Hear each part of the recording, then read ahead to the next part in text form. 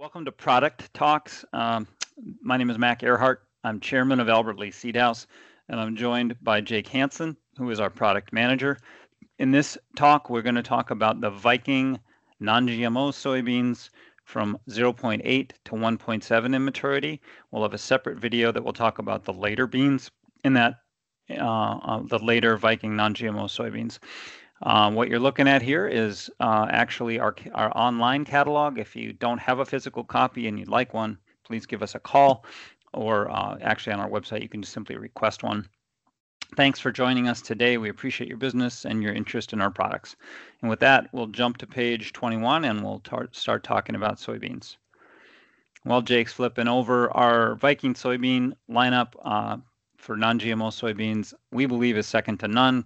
We continue to do outstandingly well in yield trials across the central United States, and you can see some results there on page 20. And there's, I think, if you read it carefully, we had over 25 top 10 finishes in 2023.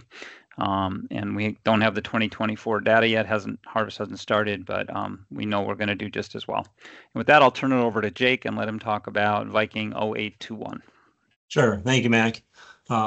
Kick off the list here at the 0821. This is a 0.8 maturity soybean that really has a strong performance north to south, east to west. This is one that was actually developed right in the Dakotas, Minnesota area at a 0.8. As you drag it south, which you can certainly do, it does act more like a 1.0 maturity. So it does flex just a little bit, kind of based on where it's planted.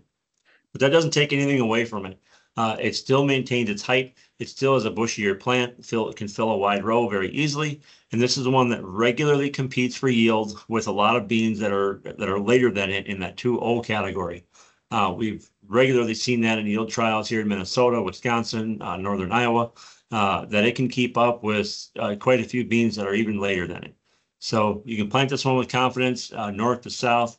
If you're in southern locations and you need a replant or just a late plant bean, maybe Mother Nature's not playing well with us like this year, the 0821 is a strong performer for exactly those types of environments.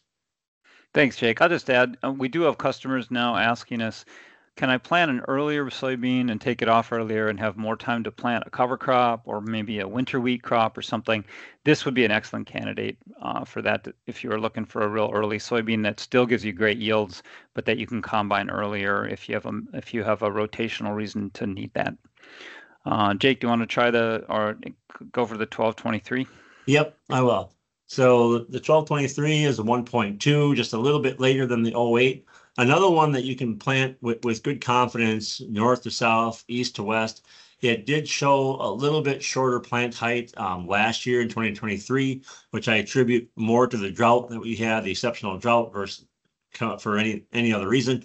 You know, in 2022, it performed extremely well. Very, very happy with this bean.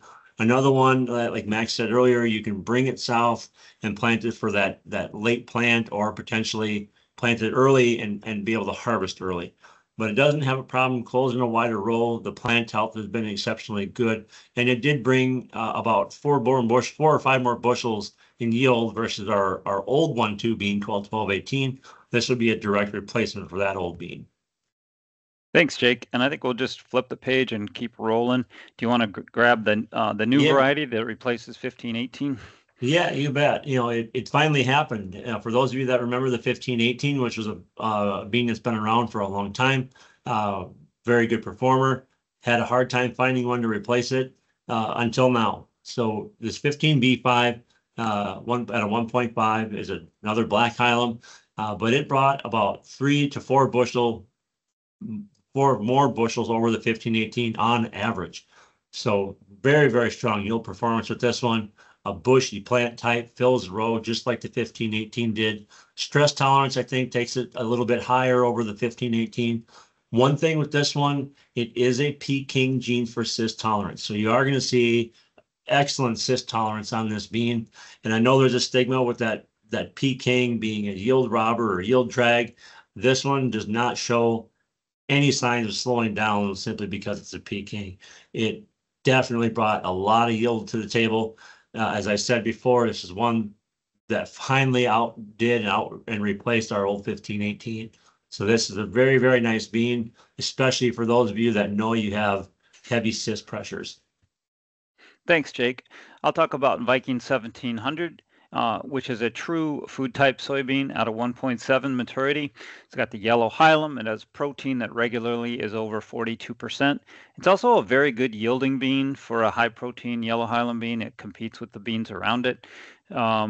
We think it's, in our data anyhow, it's been out yielding the Pioneer food type soybeans in this maturity, including the 21A20, which is quite a bit later. And it's also has good agronomics. It's got cyst protection, very good standing, and is attractive bean in the row. So if you're looking for a food bean in that 1.5 to 1.9 maturity range, we believe this is the best one available. Right. Next up, the Viking 1718 at a 1.7. This has been a bean now for past 3 or 4 years. Became one of our top sellers, and I anticipate it doing every bit as well this year again. This is one that really is all about yield. It really likes to push it out no matter the cost. It can take white mold. It can take brown stem rot. It's very good on your IDC acres. And that's not just 1 year, that is multiple years across locations, that this one has just been a very steady, consistent, high yielding performer. It's a very, very attractive bean in the fall. That standability is really second to none. And you will see quite a bit of lateral branching off of this bean as well, which definitely helps give it that overall yield boost. It's one that as of now, I still don't have any watch outs on. It's just been very, very strong across environments. Thanks, Jake. And I'll mention one more bean before we close this section down. The IAS 19C3 is a very high yielding yellow hilum soybean that has potential to go into the food grade market. I will call out a couple of things about it. One, it's numbered as if it's a 1.9, and in fact, our catalog has a mistake in it. It is not a 1.9 maturity soybean. It is more like a 2.0 or possibly even a 2.1 maturity. So be aware of that. And then 2, it requires a license with Iowa State before you plant it or receive seed from us. And there's information about that on the bottom of the page. If you're curious about that, you can give us a call or talk to your dealer. Again, this bean is very high yielding, nice big plant that fills up the row. Outstanding yield performance for a bean that pumps out 41% protein. And I don't know exactly what it has for defense, Jake, if you want to address that. If it has, I can't remember if it has KG, or if it has cyst tolerance or not. Yeah, Mac, I'm not 100% sure. I think it does.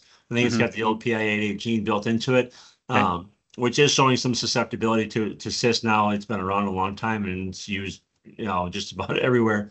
But beyond that, I have not seen this one produce any other bad habits in terms of diseases. Now, white mold has stayed off of it. Sudden death has been pretty strong on it. Iowa is a big sudden death state for that disease, and this was developed right in the heart of it. So it does have a better than average tolerance to that sudden death syndrome. All right. Sorry to put you on the spot there, Jake. Thanks for letting me do that. So thank you for joining us. We're going to stop here, and then we'll have another video if you'd like to hear more about the later Viking soybeans, starting with a 1.9 on up to the latest one we carry. Please go to our YouTube channel and click on the other video. Thank you very much.